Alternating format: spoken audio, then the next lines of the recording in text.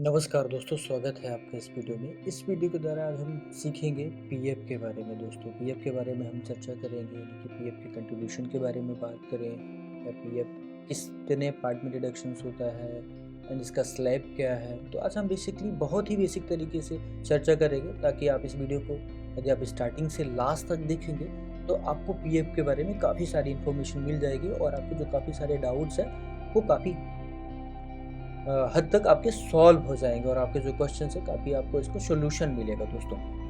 तो बेसिकली दोस्तों, सबसे पहले हम बात करेंगे जो पीएफ का स्लैब है, यानी कि पीएफ का डिडक्शंस है। ऐसे कौन सी एम्प्लॉई हैं जिन पे पीएफ का डिडक्शंस किया जाता है। तो बेसिकली मैं आपको बताना चाहूँगा दोस्तों, ऐसे कोई भी एम्प्लॉई, चाहे वो प्राइवेट में जॉब करें या गवर्नमेंट में जॉब करें, बेसिकली सभी पे पीएफ अप्लीकेबल होता है। बट गवर्नमेंट ने इसकी एक स्लैब फिक्स करके रखी है। यदि हम प्राइवेट इंडस्ट्री की बात करें, प्राइवेट कंपनी में कोई भी एम्प्लॉय कंपनी पे रोल पे काम करे या कॉन्ट्रैक्ट पे काम करे या किसी भी थर्ड पार्टी रोल पे काम करे, बेसिकली पीएफ सभी पे एप्लीकेबल होता है। बट ऐसे एम्प्लॉय जिनका सैलरी में आपने देखा होगा दोस्तों, काफ़ी सारे अलाउंसेस होते हैं, basic, DA, HRA, convince allowance, education allowance, transportation allowance, ऐसे काफ़ी सारे आपने वहाँ पे देखे होंगे हेड होते हैं। तो जो पीएफ का डिडक्शन किया जाता है दोस्तों, वो आपको बेसिक सैलरी एंड डीए पे किया जाता है। तो यानी जो अलाउंस होता है, यदि आपका बेसिक एंड डीए 15,000 और 15,000 से कम है तो आप पे पीएफ अप्लीकेबल होगा, यानी कि आपकी सैलरी में पीएफ का डिडक्शन किया जाएगा। बट ऐसा कोई एम्प्लॉई है जिसका बेसिक और डियरनेस अलाउंस जो है 15,000 से प्लस है, यानी कि उसका 16,000, 20,000, 25,000 है, यहाँ पे गवर्नमेंट के एक्ट से वो बाहर हो जाता है। यहाँ पे कंपनी का सेल्फ जो रूल है, वहाँ पे कंपनी की पॉलिसीज़ हैं। कुछ कंपनी ऐसी होती हैं कि सारी एम्प्लॉइयों का पीएफ का डिडक्शंस करती है, और यदि वहाँ की एम्प्लॉई रेडी है तो वो डिडक्शंस कर सकती है। इसमें ऐसा कोई प्रॉब्लम नहीं है, वो डिपेंड करेगा कंपनी एंड एम्प्लॉई के भी हाथ पे। तो इस तरीके से बेसिकली जो हमारा पीएफ का क्राइटेरिया है वो 15,000 है, यानी कि बेसिक और डीए सैलरी यदि 15,000 से कम है तो उस पर पीएफ का डिडक्शन अप्लीकेबल होगा। अब इसके अलावा हम बात करते हैं जो पीएफ का अमाउंट है वो कितने पार्ट में होता है दोस्तों। तो बेसिकली जो पीएफ का अमाउंट होता है वो 2 पार्ट में डिडक्शंस होता है। सबसे पहला जो हमारा पार्ट होता है पीएफ का एम्प्लॉई का पार्ट, सेकंड होता है एम्प्लॉयर का पार्ट। तो सबसे पहले हम सीखेंगे एम्प्लॉई का पार्ट। एम्प्लॉई का जो पार्ट होता है दोस्तों, जो आपका बेसिक एंड डीए का जो अमाउंट है उसका 12%, यानी कि 12% आपका डिडक्शंस होगा, और आपका जो पीएफ यूएन नंबर है उसमें आपका डिपॉजिट होगा।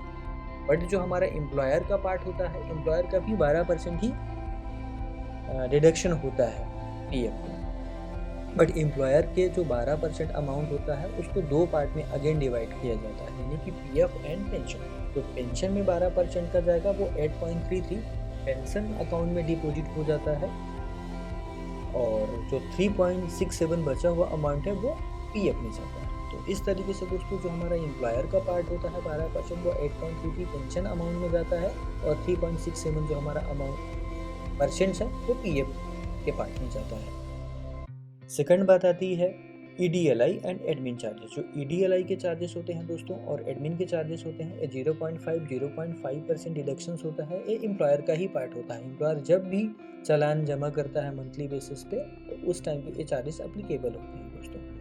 अब इसके बाद हम बात करेंगे कि जो आपका पीएफ का अमाउंट है, आप इसे कब विड्रॉ कर सकते हैं। यदि कोई भी एम्प्लॉई है और उसका पीएफ का डिडक्शन हो रहा है उसकी सैलरी में, तो दोस्तों पहली चीज़ आती है, यदि आप सर्विस के दौरान भी अपना पीएफ का पैसा विड्रॉ करना चाहते हैं, निकालना चाहते हैं, तो इसके लिए आप एडवांस क्लेम कर सकते हैं। यानी कि ऑनलाइन पीएफ का जो पोर्टल होता है उसमें आपको जाना रहेगा, और फॉर्म नंबर 31 का ऑनलाइन फॉर्म होता है, जो डिटेल वहाँ पे रिक्वायर्ड है आगे जा रही है। बैंक की पासबुक हो गई आपकी, एंड एड्रेस वगैरह वहाँ पे टाइप करना रहता है, और आपको जो फॉर्म चूज करना है वहाँ पे फॉर्म नंबर 31 चूज करना है, और ऑनलाइन आपको क्लेम करना रहेगा।